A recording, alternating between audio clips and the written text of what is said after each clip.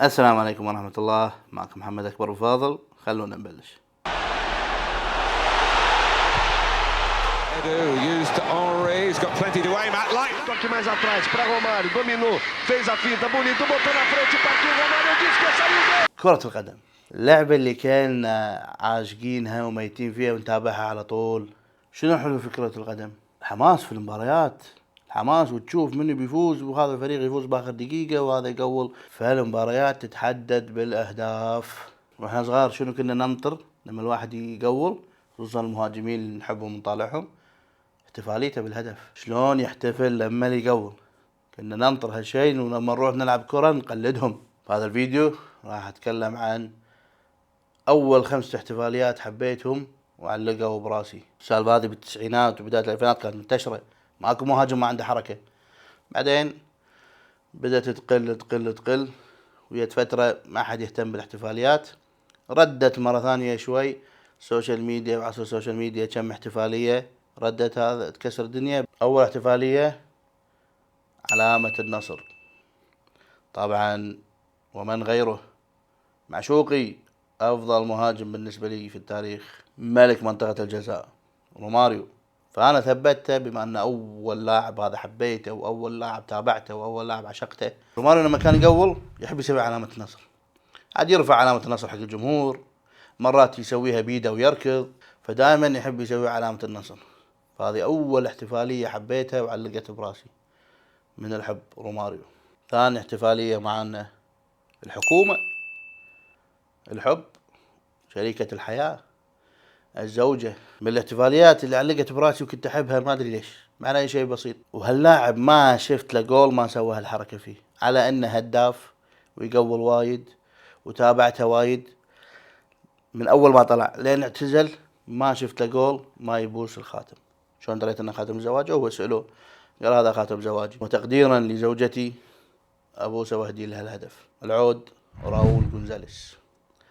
راؤول من اول ما طلع، من اول ما عرفته لين اعتزل، لما اللي يقول عادي يخلطها مع حركات ثانية، يفتار ولا ينقز ولا يتزحلق، بس المهم قبل الحركة الثانية او بعد الحركة الثانية اللي بيسويها لازم يبوس الخاتم، او يبوس الخاتم ويركض على طول للجمهور. فكنت احب الحركة على اني صغير، اقل من 10 سنوات، توني مكمل 10 سنين 11 سنة، فما كنت اعرف سالفة طبعا العلاقة بين الزوج وزوجته، وانه بس عجبتني الحركة. ولما كبرت ودريت ليش عجبتني السالفة. حكومة ما نقدر نقول شيء، حكومة. تقدر تقول شيء؟ متزوجين بسرعة تقدر تقول شيء؟ ما اتوقع. ثالث احتفالية معانا هي لابسكم البلوزة اللي سوى فيها الاحتفالية، ومن غيره تيري اونري العجيب، الغزال الاسمر، ام الركب. احتفالية طبعا وايد لاعبين يسوونها، اللي هو يزحلق على ركبه كذي للجمهور، وايد يسوونها. ولكن اللي كان يسويها بطريقة أيقونية، بطريقة سينمائية، بحيث الكل يعجب فيها، تيري العجيب والغريب، تيري اونري. لما اللي يقول على توتنهام ولا على ليفربول بعدين يركض كنا يبي يطيح وفجأة ولا مزحلق على ركبه. وشوف التصوير من كثر ما الاحتفالية أيقونية، مسوينها كذي، مسوين تمثال عليها وهو على ركبه يم ملعب الارسنال. كل شيء فيه عجيب. هذا هنري هذا. الاحتفاليه الرابعه اللي معانا هي احتفاليه مايكل جوردن. الله، ايه يا ابو فاضل، مو قلت لنا كرة القدم؟ ايش دخل مايكل جوردن؟ ما شاء الله. ستعلم الان يا صديقي، في فترة من الفترات وفي زمن من الازمنة خلاص الناس ما راح تسميه دوري ابطال اوروبا، دوري ابطال مدريد.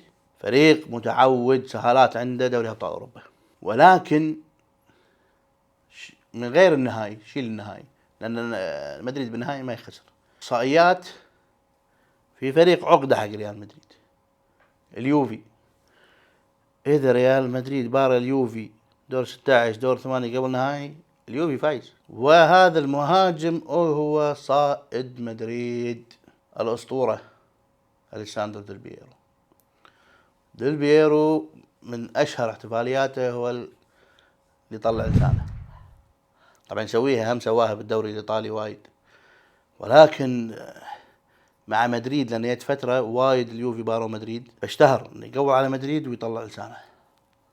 فلما سألوه هذه الاحتفالية قال هذه أنا ماخذها من، أنا ريال أحب أتابع كرة السلة، ماخذها من الأسطورة مايكل جوردن، لأن جوردن شوف الثقة وهو ناقص بالهواء خلاص يدري إنه بيدنك فيطلع لسانه ويدنكها. خامس احتفالية معنا، شوف أنا إنسان واقعي، اللي مقزرها على الأرسنال. يعني هذا المهاجم لعب 12 من 13 مباراة ضد أرسنال وحاط 12 من 13 جول. الفيل الأفواري اللي ما له حل، مهاجم اللي يعرف يسوي كل شيء، ديدي دروغبا. وكانت احتفالية دروغبا الجميلة والرائعة، يهز ايده كذي، يا أخي هذه انحفرت فينا، ويقول وايد فيسويها وايد بس ما تمل منها يا أخي. يا أخي هو لما يسويها تحس راكبة عليه. ديدي دروغبا الفيل الأفواري كل شيء يعرف يسوي، يحجز الكرة بعدين يلف ويشوتها، يشوت بالريلين يمين يسار، يتحرك من غير كرة يطلع لك عشان تعطيه ويقول، هو ياخذ الكرة ويكسر ويشوت يقول، راس يقول، ترتد من الجول شي يقول، شغال هو شغلته يقول. فهذا فيديونا حق اليوم، وهذه 5 احتفاليات علقت في ذاكرتي وعلقت في قلبي وأحبهم. هذه 5 احتفاليات أحبهم. قولوا انتم في التعليقات شنو الاحتفاليات اللي تحبونها. الله يعطيكم العافية، مع السلامة.